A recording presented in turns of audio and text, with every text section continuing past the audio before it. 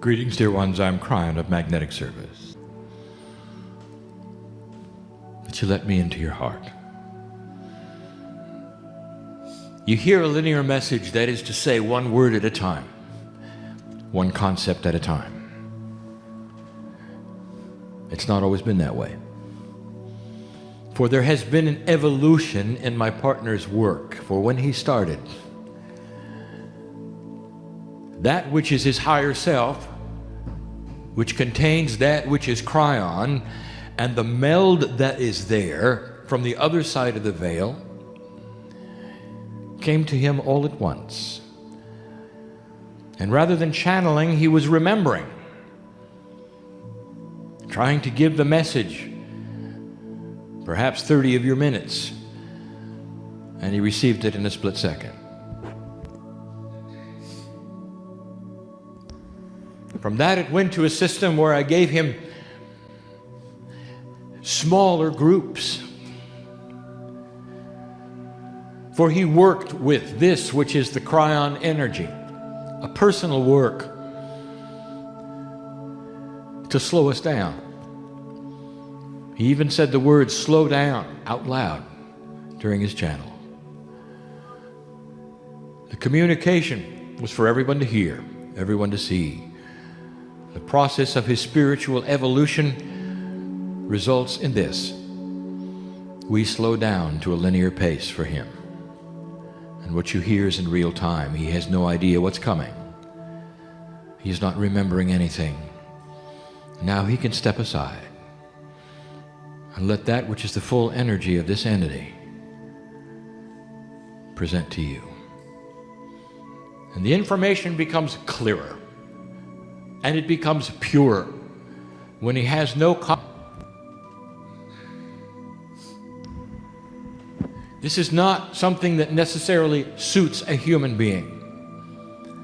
For there is the bias of wanting to be prepared for everything, wanting to know what's happening in the future. And so the human being postures themselves. If they don't get any messages about what's going to happen, sometimes they make things up. It makes them feel better. And he did the same. All part of the evolvement of spiritual purpose within one man. Now, that tells you something, doesn't it? It tells you that spirit works with humans. It tells you that spirit knows about linearity. That we are not anywhere else. These things which my partner has described as the influences that are multidimensional, that live with you, whether you call them guides or angels, are directly connected to the other side of the veil. So is that which is called the entourage. So we have the three energies my partner teaches, which are with you all the time. Now that ought to tell you something, that spirit knows all about what you're going through. And so for you to sit down and itemize to spirit what you're going through is redundant. But you do it anyway, don't you? You know what? We don't care. Anytime you want to sit and talk to us, you say what you do while you're there. For we touch hands at that point. Sometimes we touch hearts. Sometimes you can feel the love of God fill you up. It's happening in this room. The third language is present, no matter what I say. With the human mouth of my partner, there is another language being developed in the three that is going out to these who are hearing and reading. You see, I am in the now, in a quantum state with the reader.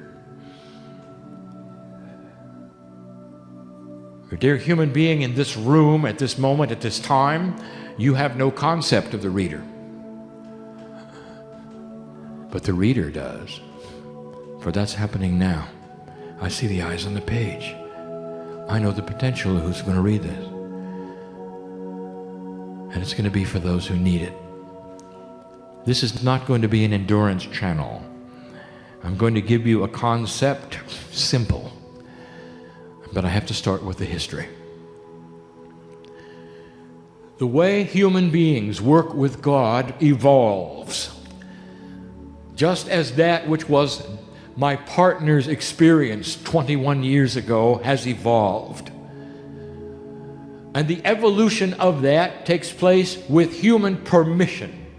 And it has been given on this planet through an elevated consciousness, a shift that you've been in since 1987. It creates new paradigm scenarios for how Spirit works with you and how you work with God. And so I'm going to give it to you. And don't be surprised if there are a lot of threes in it. That is to say, there have been, indeed, three evolutionary steps. The one you are in now is new. It is so new, less than 50 years old. And some of you are not aware of it. Some of you use it every day. And the ones who are not aware of it are only because they love the one they're in. It's worked for them in the past. And there's nothing wrong with that. But I'm here to give you the steps that I have seen. And the first one is this. Let me give them all to you at once so that you will know what they are, and then I'll describe them. I will call them dispensations. The first, that is how humans work with Spirit. That is how it works between Gaia, humanity, and Spirit. We'll call the dispensation of karma.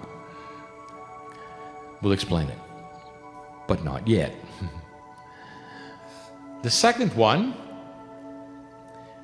we're going to call the dispensation of trust. Masters come in, they give you another thing to think about regarding a relationship with Spirit. Because it was time. Because humanity needed it. Because humanity was evolving. The third one, which you've only had for less than 50 years, the concept of mastery. The dispensation of co-creation. These are the three. Now, what does it mean to you, light worker? It describes the way God works with you, how the energy pushes and pulls. Let me start with karma. This is the oldest system on the planet. It is still here. It only evolves as the human being individually does. That is to say, it does not affect all humanity. These three steps are like available energies for evolvement. They are not then put upon the human race. That is to say, a modern human being who is not a light worker and could care less is still in the dispensation of karma. Timeless it is. Let me tell you how karma works. Karma is a system that pushes and pulls a human being energetically from one place to another for lessons. It lasts over many lifetimes. It is only developed perhaps slowly over one, and then sometimes it is only developed perhaps slowly over one, and then solved in another. So it is a long-term process which honors the fact that the human being is here in self-improvement. So it develops problems, throws you together in interfaces you would never have designed yourself in order to push buttons so you'll react. Karma. And you know all about it. Old souls in this room have dropped it. It no longer services you. It's old. You know it's old. It cannot exist if you are co-creating.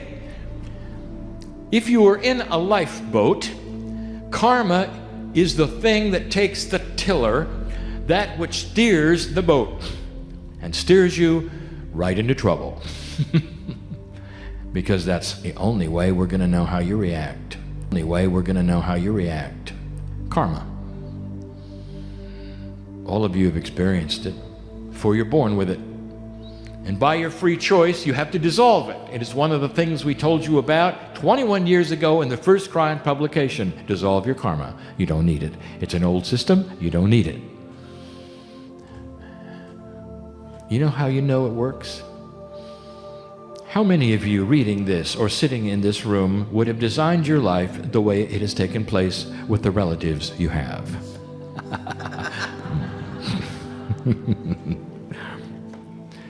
I have heard you cry out and say, if it's true on the other side of the veil that I designed my life before I come in, what are these people doing in my family? The sand in your oyster, often the one that has your blood, the one that has your blood. That's karma at its best. Karma at its best. And there it is for you to look at. And by the way, if it's still pushing and pulling you,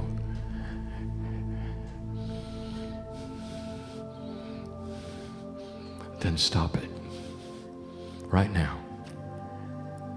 Permission from Spirit to dissolve all karma. You don't need it. Listen, you don't need it. It doesn't have to follow you around ever again. You don't need it. Speak to it. I hereby drop that, which is the energy of those issues that follow me from life to life that I've always had. I don't need to have those buttons pressed anymore. Don't be surprised if those in your family walk away. It's like a tennis match, you know? If one player decides not to play, there's no more match. It's no more fun. And therefore, that drama which spins in the family won't spin to you anymore. And the one that used to spin it with you won't be very happy that you decided to leave the game. And they'll decide to spin it with somebody else. Don't be surprised if they walk away. Prepare yourself.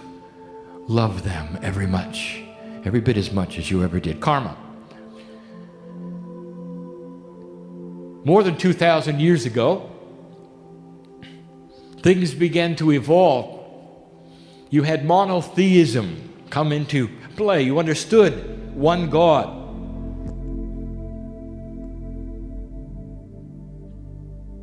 You understood one relationship. You understood a communication with one energy, which is creative force. You begin to shift, begin to change. You begin to trust. A new concept for humanity, truly. One that said, let go and let God. The dispensation of trust. And you did.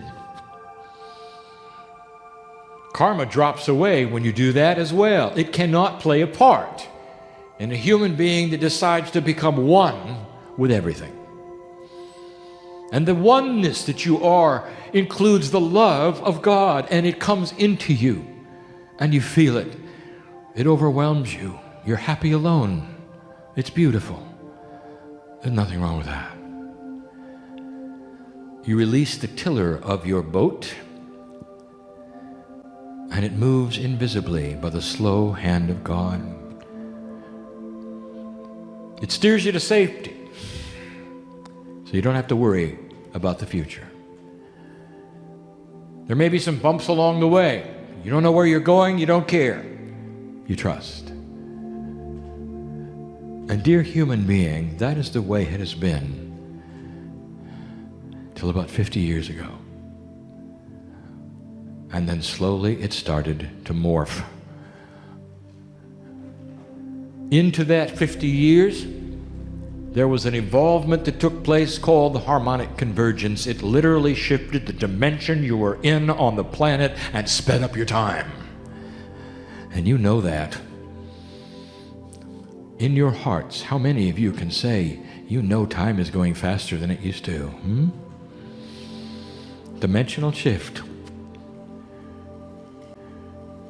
It is one of the reasons, and we've talked about it before, that there are no quatrains of Nostradamus that have come true since 87. This prophet was prophesying a whole nother earth that you left, with a whole nother time, a whole nother dimension.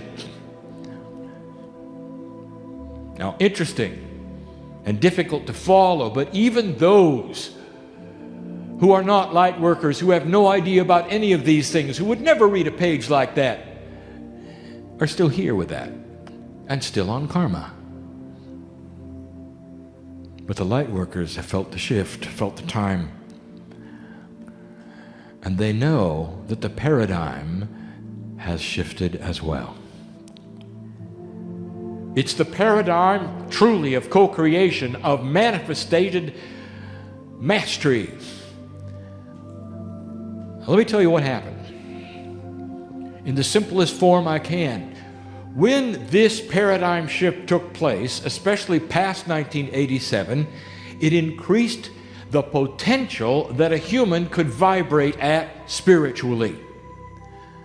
The potential. Nothing came down and laid itself upon the human being that made them vibrate higher. It increased the potential, permission to vibrate at a higher level, the very level that the masters of the earth vibrated while they were here. We've said it before. You're waiting for ascended masters to come back. They came back. They're here. They're on the grid of the earth. They are here esoterically, all of them. By allowance of this dispensation of mastery. And some of you felt it. It's different. And it has different rules. The way God works with men and men work with God. Let me tell you about it. A human being who decides that they are going to, with permission, given, vibrate higher, will do so. By the very intent, it begins. There are no steps to accomplish. There are no exercises to be part of, because this is part of intuition. We're going to use that word again in a moment. That intuitive part of you has increased in its power, in its vibratory rate, and can push you into a higher vibration gradually if you choose, or all at once, if you don't mind getting sick. And some of you. A human being who vibrates faster has a different cellular structure attribute. It has to. The DNA knows it, you know it, your body knows it. A human being in that state suddenly has the information available for them to pull upon their Akash. We've said it before. To work with that which is multidimensional. We've said it before. That didn't exist in Let Go, Let God. Now, for the first time in human history, ordinary human beings giving permission can reach behind them and take the tiller of their lifeboat by themselves, grasping it with the hand of mastery and steering it wherever they want. Just like the masters did. That's the difference. That's the difference. It changes. Let go and let God is now different. It's going to take different tools. Now, what's the difference? What's wrong with let go and let God? I'll tell you, nothing. And you can stay in that place. There's nothing wrong with it. It's beautiful. But I'll tell you something. Let go and let God puts you in a place that may not be where you belong. And here's what I mean. You are in the shift of the century. 26,000-year cycle coming at you with a shift that is going to create a high consciousness on the planet. You can even create peace on earth. Do you want to just sit around and wait for this to might happen or might not happen, or do you want to take control of it? Light worker, that's why this is here. That's why it's here. So you can reach around and take that tiller and steer that boat right where you want it to be. I'm going to give you an example. Now, I told my partner earlier not to talk about the parking angel too much. Of course, he did anyway. So here is the example, and I'm going to use the example that I've given him before, and I'm going to give you the 3 kinds of dispensations in the metaphor of the parking lot. For you've already established in this room with these human beings that all of you at least have heard of the parking angel, and seemingly the majority have used it. We have also established that that particular attribute isn't an angel at all, it's you pretending to give away your power. So it's the intuitive human being who is finding the parking place in an impossible situation requiring an interdimensional energy that overlooks the parking lot and sees everything. So, come with me for a moment to the parking lot. Here we have it. You're trying to find a parking place in the dispensation of karma. There is no asking God for anything. You see, you're not in communication. When you're in karma, there is no such thing as communicating with God. You have no idea. You need a parking place. The first thing that happens is a car smashes into you. And that's karma. You get out, and whatever happens next sets up a system.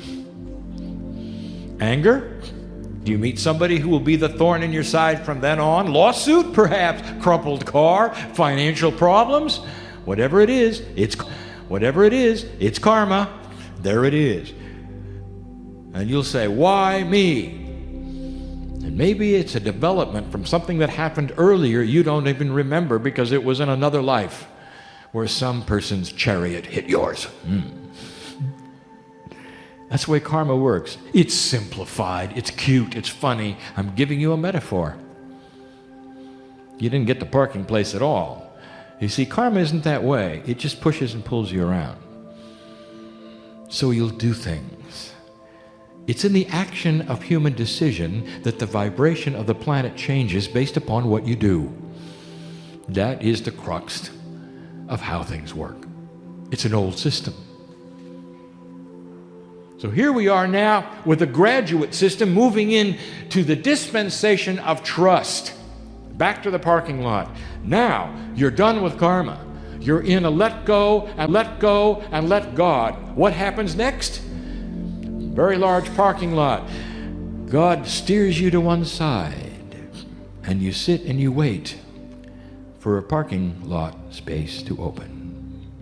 And you wait, and you wait. And you're pleased and you're happy, but you wait and you wait. Sure enough, you wait long enough, parking place opens up, and you move into it. Let go and let God. Dispensation of trust worked. Human beings got it. There's a higher power. If you wait long enough, things will come to you. Now, come with me to the parking lot of mastery. And here it is. You're in the parking lot and you need a place to park. And now, Master, that which is intuitive power development. Intuitive power development becomes your life. And that which is intuition is the connection to the higher self. That which vibrates higher starts to speak to you. You start the car up, and you turn left, and you turn right, and you move around the parking lot exactly as you're supposed to, heading for that place where someone is about to visit and start their car. You're heading for it even before they get there, because you know the potential. That quantum potential is that they will get in their car and leave, and you're headed for it because you got the tiller in your hand. Sure enough, you arrive, they leave, you enter. In a fraction of a time, that let go and let God, you are there. And the reason is because you have become part of the reason is because you have become part of the creative energy of God itself. You have taken on the mantle of what used to be what you call God itself. You're taking on the attributes the masters of the earth said you could have.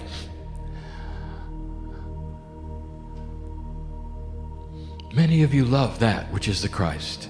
In this culture, Jesus the Jew, what did he say? What were his words to you that you could remember, the ones that were written down? Every miracle, you can do this. Why do you think he showed you the things he showed you completely and totally outside of 3D? Changing matter. Outside of 3D. Why would he do such a thing? I will tell you, so he could show you what is possible for a human being on the planet. That's what he did. He says, I'm the Son of God and so are you. It's what he did. It's right there for you to see. And you sit in that energy. Now let me tell you the key. What do you have to do to energize this mastery? You have to depend on synchronicity. That which you cannot explain, which seems to be random. You count on things that seem random, difficult to describe. It is. But let me do it. And I'll do it this way. I'll do it in the room. Who is in here who has a solution to a problem you might have? Well, unless you meet them today, you're just passing the night. And Spirit brought you together. You came to this meeting for a reason you thought was accurate. New information, energy. I'll tell you why you came to the meeting. So that Spirit could put you with these other human beings. Family helps family. Those who have like mind, especially the masters that have come here, aware of this, are going to meet as many as they can. They're going to use their intuition to move around the room and speak to those they can. They're going to speak their truth. They're going to get a reaction. They're going to find answers. Communications will begin. Stepping stones will occur. And down the line, maybe three steps removed from this one, maybe 5 meetings later, maybe 3 years, they will point to this meeting and say, it wouldn't have happened unless I talked to that person, and now I have the answer. I have the answer. It even happens with partnerships. Romance, business, jobs, income, practical things that need to be accomplished in order for you to move forward, dear one, and get to places you'd never get to with let go and let God. I won't say the words time is running out. That's not what I want to say, but I will say this. Time is of the essence. Old souls are awakening. Why do you think you're being worked on at 3 a.m.? What is that about? It's an amping up of energy within you so you'll be impatient. My partner blames light workers for being so impatient, and we're creating it. Now he knows he should feel silly. It's part of the plan to get you moving. Now, get you moving? It doesn't mean you go out and do something, accomplish something. It doesn't mean you're going to write the book. It doesn't mean you're going to become the healer. It means you're going to move places and find other people. That together you will then create a brighter light on the planet. That's all it means. A brighter light. Move from here to there. Facilitators who are already facilitators will have a greater facilitation because of this. Moving, doing. It will create the income you need. It will create the joy of knowing you're solving your own problems with the essence of Spirit that is formally let go and let God. I want you to look at it this way. As you put your hand on that tiller of your own life, of your lifeboat, there is another hand that's going to come around it. Oh, can't you feel it? There's nothing better than this. Two hands on the tiller. One of them is giving you hints. That's the one that's God. You are the other hand, the one that's going to take it and turn it left or right. Between the two of you, you're going to go to the right place. That's what we wanted to tell you tonight. You're evolving. There are those who will criticize this message, for I see them already. In love, I see them already. And they will say, this is not right, Cryon. God never changes.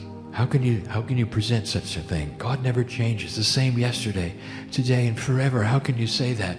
And I want to tell you, God didn't change anything. You see that? Human being, you're closer to us than you've ever been before. Old souls, you are developing that energy which is the same as the Christ.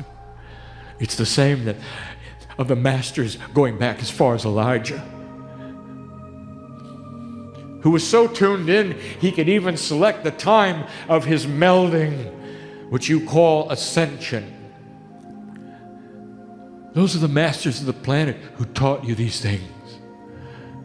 And here you are. Now do something with it. And if you do, I can promise you peace on earth. That is the potential.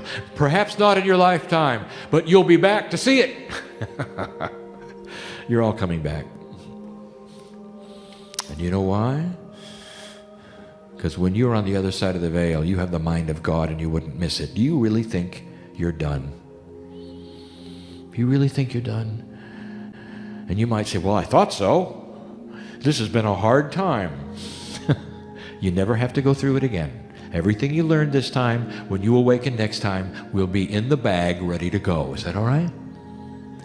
Old soul, you're going to awaken enlightened. That's because the vibration energy of this planet, you never have to learn what you learned before. You're going to awaken enlightened. By the time you're 3 or 4 years old, you'll hardly wait to go. Your parents won't have any idea what to do with you. Like tiny little preachers, each one of you. Talking about spiritual things, spouting metaphysics, talking about your past life. Even as children, some of them are doing it now, if you noticed. That's who you're going to be. Don't worry about it. You think you're tired now. That's because the human has done a lot of work. Because the human has done a lot of work. I'll tell you, when you come back, it's going to be different. You may actually be in a place to watch peace on earth happen. And when it does, remember this moment in your Akash. Remember this moment because you were told it was going to be so. And you would be there to see it. Beautiful. Because that wasn't where the planet was heading 25 years ago. You've evolved. You have evolved. God has stayed the same. God represents right now to you the core source of home. That which is family. That which loves you beyond measure. And that which will someday be where you will be again when all of this is over. I wash your feet for your work, for your tiredness, frustration. That's why we love you the way we do. That's why we love you the way we do. And so it is.